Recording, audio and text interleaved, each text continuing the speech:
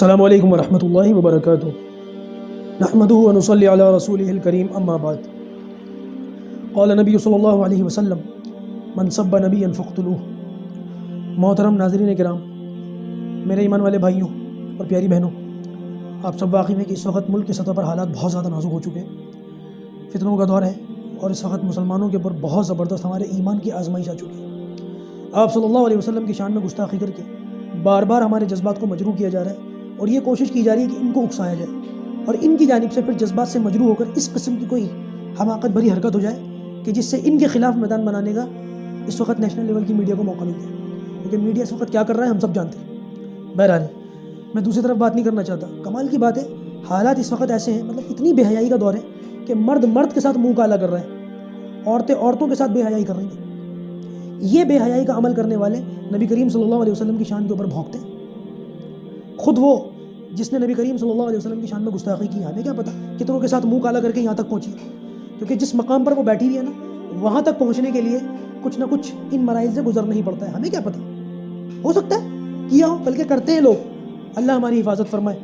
عرض یہ کرنا تھا کہ اس وقت جو میدان مسلمانوں کے خلاف بنایا جا رہا ہے، میرے بھائیوں دوستوں، اس نازک کنڈیشن کو سمجھنے کی ضرورت ہے، اور نبی کریم صلی اللہ علیہ وسلم کی شان میں گستاخی ہونے کے باوجود بے غیرت بھی نہیں بننا، نہ ہمیں خاموش رہ کر بے غیرت بننا ہے، اور نہ ہمیں کوئی ایسا کام کرنا ہے کہ جس کو بنیاد بنا کر سامنے والے لوگ ہمارے خلاف میدان تیار کر لیں۔ لہذا قانون کے دائرے میں رہ کر کے باقاعدہ اس کی کوشش کی جائے۔ آپ جتنے ایمان والے بھائی ہیں، اپنے علاقوں میں جہاں بھی لیڈر ہیں، سیاستدان ہیں، وہ سارے کے سارے لوگ آپ کا ووٹ لے کر کے اس مقام پر بیٹھے ہیں، اس پوزیشن پر بیٹھے ہیں، ان کو جا کر کے ہڑکائیے، ان کو جا کر کے اپنی گلی نالی بجلی پانی ان چیزوں کے لیے بھی تو آپ جاتے ہیں۔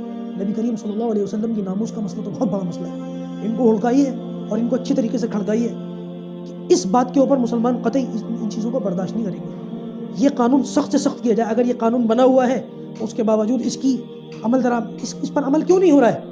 اور اگر اس کے اندر اتنی زیادہ کمزوری ہے کہ جس کے جو منہ میں آئے گا بکواس کر کے بھونک کر کے چلا جائے گا، تو اس قانون کو اور زیادہ مضبوط کرنے کی ضرورت ہے۔ اور جب تک ان گستاخوں کی جو ہے ان کی گرفتاریاں نہ ہو جائیں اور یہ اپنے انجام کو نہ پہنچے، ہماری تو ڈیمانڈ ہے کہ ان لوگوں کو سخت سے سخت سزا دی جائے، بلکہ ان کو پھانسی دی جائے۔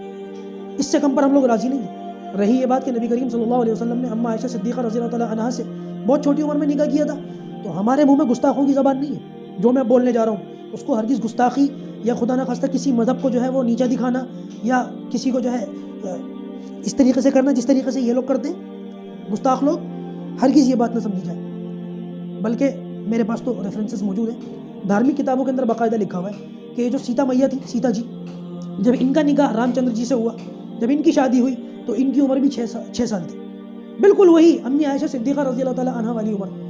امی عائشہ صدیقہ رضی اللہ تعالیٰ عنہ کی پھر بھی 6 سال کی عمر میں، 9 سال کی عمر میں رخصتی ہوئی ہے۔ رخصتی 6 سال کی عمر میں نہیں ہوئی، 9 سال کی عمر میں ہوئی ہے۔ اور وہ پیچھے پوری باتیں ہیں جو امی عائشہ صدیقہ رضی اللہ تعالیٰ عنہ خود بیان کرتی ہیں کہ میری والدہ میرے بالغ ہونے کے لیے فکر مند رہتی تھی، اور مدینے کی کوئی خاص کھجوریں تھیں جن کو کھلا کر لڑکیاں جلدی بالغ ہو جاتی تھیں، مجھے بھی وہ کھلائی گئی، میرے اندر بھی بلوغت کے آثار ہو گئے، اور میری ماں نے اس کے بعد مجھے رخصت کیا۔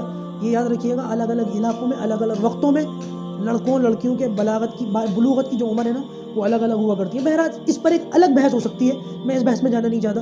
میں صرف یہ چاہتا ہوں کہ ہمارے جو سیاستدان ہیں ان کو باقاعدہ اس کے لیے تیار کیا جائے کہ وہ اس موضوع پر آگے جا کر کے آواز اٹھائیں۔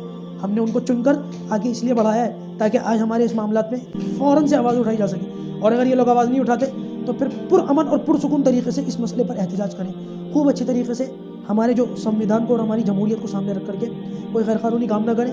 جب تک یہ لوگ اپنے انجام کو نہ پہنچے ہمیں خاموش نہیں ہونا۔ اور دوسری بات، آپ لوگوں سے میری درخواست ہے کہ جو ہماری مسلم لیڈرشپ، مسلم قیادت ہے، ان کو بھی جگانے کی فکر کریں۔ ان کو کہیں کہ آپ کو ہم نے رمضان اور عید کا چاند دیکھنے کے لیے اپنا قائد نہیں بنایا، یہ قیادت آپ کو اس لیے نہیں دی گئی کہ آپ صرف رمضان میں چاند ڈکلیئر کریں اور عید پر چاند ڈکلیئر کریں۔ بڑے بڑے نام ہیں کہ جن کی طرف سے ابھی تک کوئی اس طریقے کی باتیں سامنے نہیں آئیں۔ میں اگر ان کے نام لے لوں نا تو ان کے چاہنے والے اور ان کے اندھے بھکت مسلمان جو نبی کریم صلی اللہ علیہ وسلم کی شان میں گستاخی کو سن کر ان کا خون نہیں کھولا، وہ ان لوگوں کے بارے میں سن کر جو ہے نا ہماری مخالفت شروع کر دیں گے۔ میں یہ نہیں چاہتا۔ یہ بات مخالفت کا اور افتراق کرنے کا موقع نہیں ہے، یہ موقع ہے نبی کریم صلی اللہ علیہ وسلم کی شان میں ہونے والی گستاخیوں کے اوپر آواز اٹھانے کا۔ یہ لوگ جس قسم کی باتیں کرتے ہیں ان کو ان کے مذہبوں کی کتابیں دکھائیں کہ دیکھیں آپ کے مذاہب کے اندر بھی یہ چیزیں لکھی ہوئی ہیں، آپ ایسی جاہلوں والی باتیں نہ کریں۔ اور جو سادہ ہندو ہیں اور جو سادہ غیر ایمان والے ہیں ان کو بھی بتائیں کہ چھوٹی عمر میں نکاح ہو سکتا ہے، شادی ہو سکتی ہے، آپ کی سیتا ماتا کی بھی ہوئی ہے، اور ہم یہ جو ہے نا ذلت کے لیے یا گستاخی کرنے کے لیے نہیں کہہ رہا ہے. ہم صرف آپ کو بتانا اور دکھانا چاہ رہے ہیں کہ چھوٹی عمر میں لڑکا اور لڑکی کی شادی آپ کے مذہب کے اندر بھی ہو سکتی ہے. تو اس میں کون سا گھبرانے والی بات ہے, اس میں کون سا پریشان ہونے والی بات ہے؟ بلکہ بہت ساری جگہوں پر تو اور دوسری باتیں بھی لکھی ہیں. وہ لڑکی جو 7 سال کی سمجھی جاتی ہے اس کو گوری کہتے ہیں, گوری. باقاعدہ یہ الفاظ جو میں کہہ رہا ہوں نا, میں مذہبی اور دھارمک کتابوں سے یہ چیزیں دکھا سکتا ہوں, حوالہ میرے ذمہ, ریفرنسز میرے ذمہ. جو لڑکی گوری ہوتی ہے اس جو 7 سال کی لڑکی ہوتی ہے اس کو گوری کہتے ہیں, اور گوری لڑکی نکاح کے لیے سب سے بہتر ہے. یہ لکھا ہوا ہے کتابوں کے اندر, دھارمک کتابوں کے اندر لکھا ہوا ہے. بلکہ بعض جگہ تو اور دوسری باتیں بھی لکھی ہوئی ہیں کہ لڑکی کے جوان ہونے سے پہلے اس سے شادی کرو. کوئی لڑکی جوان ہو جائے اور اس کا باپ اس کی شادی نہ کرے تو اس پر کوئی گناہ نہیں ہے کہ اس لڑکی کو بھگا کر کے لے جا کر کے شادی کر لی جائے. یہ دھارمک کتابوں میں لکھا ہوا ہے. اور میں پھر کہہ رہا ہوں کہ میرے منہ میں گستاخوں کی زبان نہیں ہے, میں گستاخی کی نیت سے یہ باتیں نہیں کر رہا ہوں. میں صرف لوگوں کو حقیقت دکھانا چاہ رہا ہوں, علمی گفتگو رکھنا چاہ رہا ہوں تاکہ لوگوں کو پوری بات پتہ چلے. اللہ پاک ہم سب کو ان باتوں پر عمل کرنے کی توفیق عطا فرمائے, اور نبی کریم صلی اللہ علیہ وسلم کی ناموس کی خاطر جینے اور مرنے کی توفیق عطا فرمائے. اسی پر اپنی بات کو ختم کرتا ہوں. السلام علیکم ورحمۃ اللہ وبرکاتہ.